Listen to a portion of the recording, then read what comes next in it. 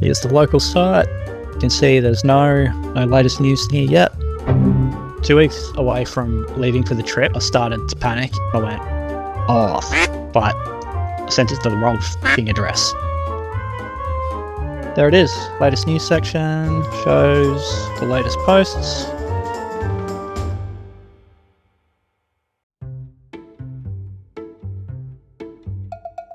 Two things happened to me this week. On Monday, a task that I've been putting off for 3 weeks, I got done in 20 minutes because I finally just asked AI to start it for me.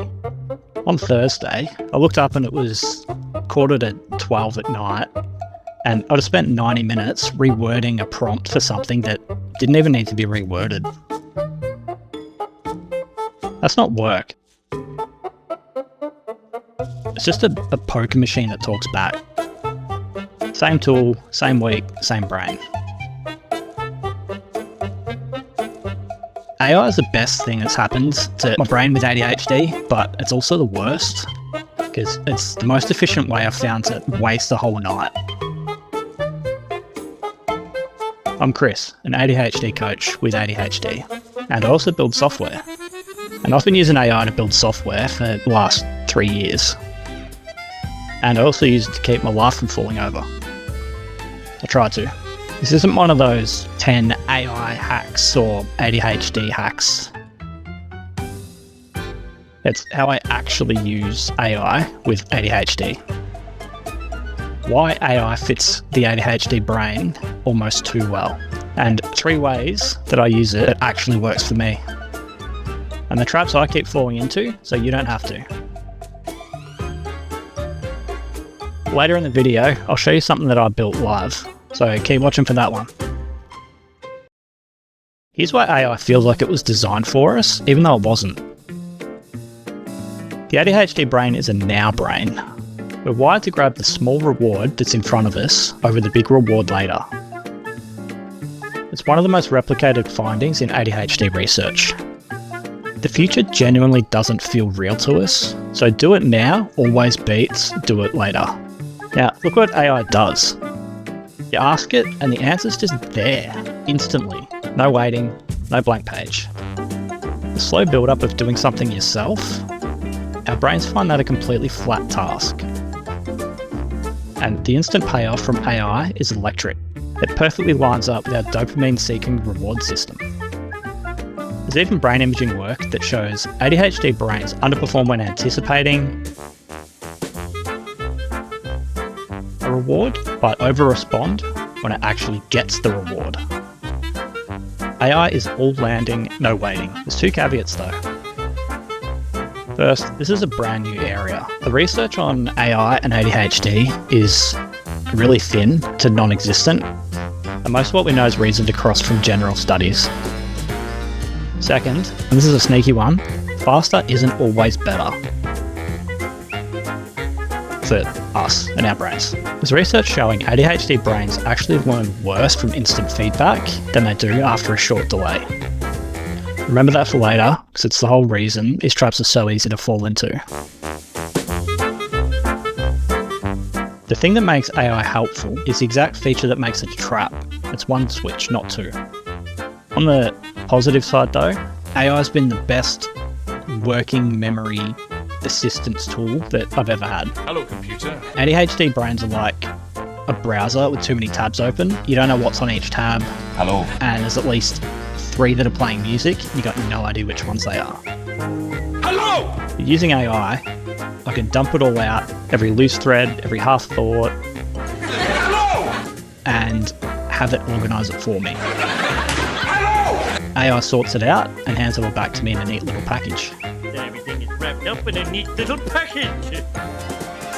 ADHD coaches describe AI as a scaffold that takes the load off working memory, and that's the bit that's actually changed my life.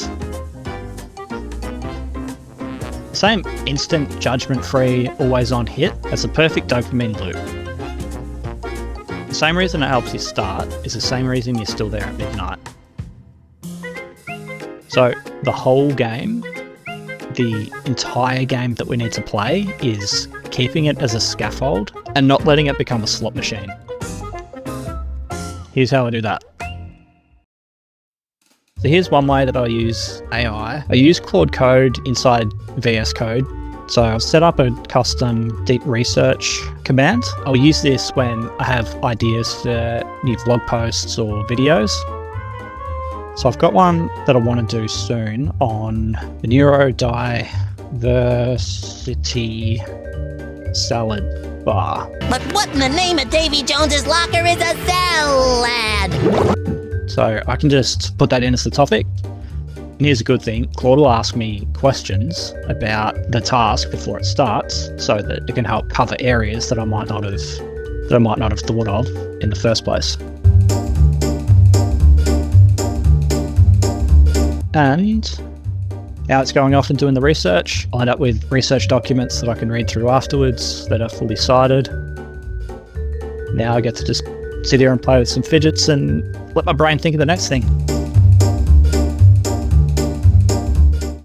So I used to have like multiple Claude Code sessions going at once in multiple projects. I'd hit my limits pretty quick in terms of my Claude subscription, but also my capacity to know how much I was actually working on at once, because a task would finish and I'd go, what the fuck was I even up to? How does this work? What was I thinking when I sent that message? So that's one of the downsides, is because it's easy to start, you can have way too much going at once. You're just spinning wheels. So limiting myself to only having at max 2 sessions going at the same time means first I stay within my API limits and I stay within my mental API limits as well, so I don't burn out my working memory. First trap, and this one hit me pretty hard. We were planning a trip to Japan and I had to fill out a government form and send it off for customs approval. It's exactly the sort of admin task that my brain just runs screaming from. I made a whole video about admin paralysis, so have a look somewhere. I dodged it for days, weeks, never got around to it until it was a really tight deadline. So I did what I normally do when I got towards the end, is I got AI to write the draft for me, which I proofread. I filled out the form. It all looked good, so I sent it. That was a huge relief. Then nothing for months. And that same paralysis that stopped me from sending the email stopped me from following up on it as well. They never actually got it. I sent it to the wrong f***ing address. Resent it to the right department, and they're like, Muzakashi. They can't do it. It's too little time for them to be able to approve it. So I had to spend nearly 3 weeks in Japan raw dogging ADHD.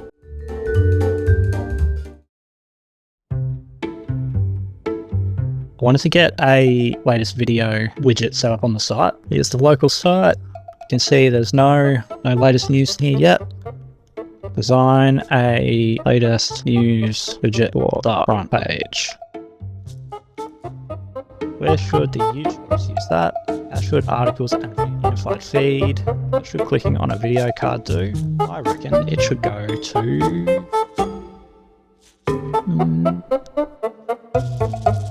just like you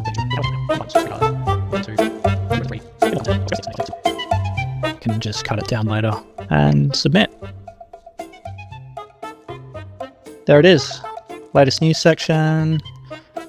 Shows the latest posts. Cool, go straight to it. So I'll read through all the code that it wrote, make sure that it's up to scratch, and go from there.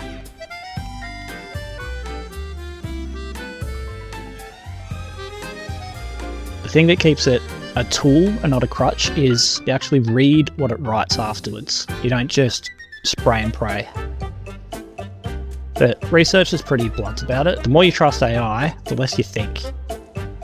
And the more you trust yourself, the more you actually check its work. I only get AI to do things that I can validate myself. If you can't validate it, then you don't know if it's right, which is a big problem in today's AI-centric universe. So you use AI as a scaffold, not autopilot. The full breakdowns on yourbrainprint.com.au or book a discovery call from the link below. Your brain isn't the problem, the strategy was.